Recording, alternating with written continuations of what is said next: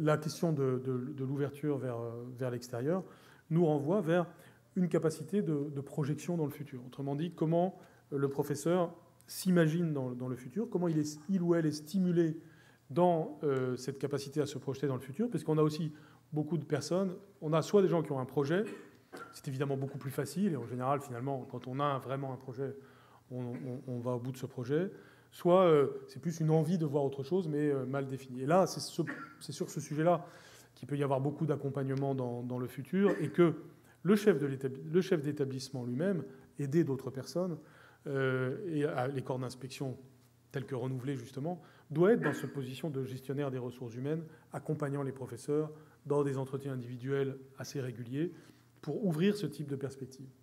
Mais là, on retrouve exactement le même sujet que sur le sujet du conseiller d'orientation pour les élèves. C'est le mutatis mutandis, c'est le même sujet. C'est-à-dire que vous n'aurez jamais ni le dispositif magique, ni la personne magique en face de vous. Vous avez que très rarement un conseiller d'orientation qui a l'idée géniale pour l'élève en face. C'est un spectre de perspectives, c'est un jeu d'essais-d'erreurs. Pourquoi est-ce que les conseillers d'orientation sont souvent décriés? C'est parce qu'on attend d'eux ou d'elles quelque chose qui en réalité n'est pas possible. Et de nouveau, on retrouve la question de l'individu par rapport au collectif. Le chef d'établissement, c'est pareil. Ce n'est pas Dieu sur terre, ce n'est pas une déesse indienne avec 8 bras, capable de tout faire, de tout savoir, etc.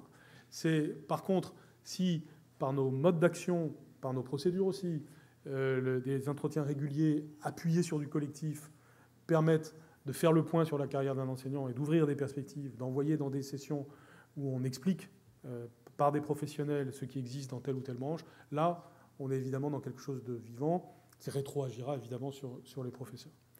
Donc, vous le voyez, un système qui a, je pense, aujourd'hui des éléments d'ouverture, petits mais réels, avec lesquels il faut savoir jouer, y compris sur le plan statutaire. Peut-être qu'on serait capable à l'échelle d'un établissement. Je ne dis pas à l'échelle nationale, parce que c'est beaucoup trop lourd et avec beaucoup d'effets pervers dès qu'on est sur les grandes masses. Mais à l'échelle d'un établissement, si un chef d'établissement maîtrise son paquet d'heures sur la durée, il peut tout à fait créer du congé sabbatique, créer du congé de formation, à condition qu'un autre professeur veuille bien travailler plus à un certain moment, moins à un autre. Ces souplesses-là, quand on tire les conséquences de ça et qu'on dit qu'il faudrait faire une réforme sur le temps de travail du professeur, vous avez immédiatement 50 fourches qui sortent et toute une série d'inquiétudes, etc. Mais si on le prend par l'autre bout, qui est le vôtre, qui est comment est-ce qu'on crée plus de liberté, de fluidité pour les professeurs et de force pour le système, on débouche sur ces idées-là qui peuvent être gagnant-gagnant pour tout le monde. Donc la question de la vision du temps est aussi derrière tout cela.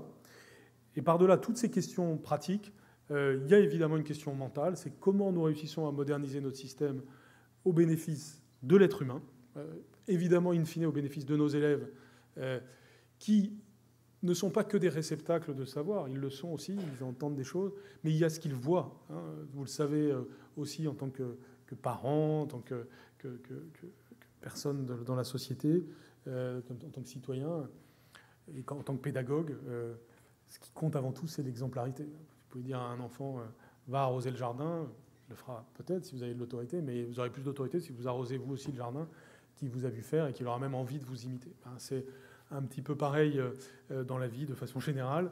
Le système doit donner l'exemple, nous devons tous donner l'exemple. Et si le système des adultes est cohérent, a de la cohésion, et est dans ce système de fluidité où ça paraît naturel d'évoluer, de se former en permanence, de changer de rôle à certains moments, de se responsabiliser, alors nos élèves aussi seront dans cette mentalité en entrant dans la vie adulte, et ça pourra contribuer à changer certains aspects de notre société qui n'est pas parfaite aujourd'hui, nous le savons tous.